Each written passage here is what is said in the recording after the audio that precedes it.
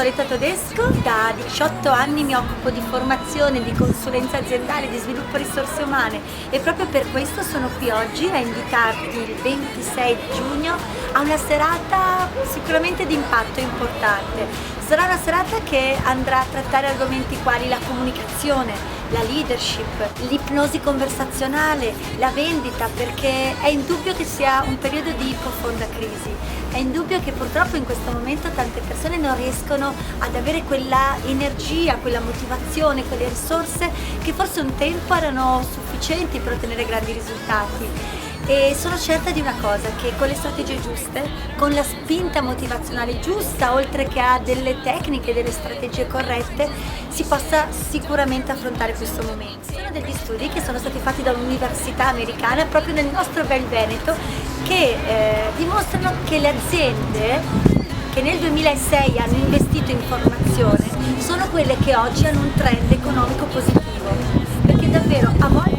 in modo poco lungimirante, quando c'è crisi, le persone tagliano nei costi e non capiscono che investire nella risorsa uomo, dando alle persone degli strumenti innovativi, forse farebbe la differenza che fa la differenza.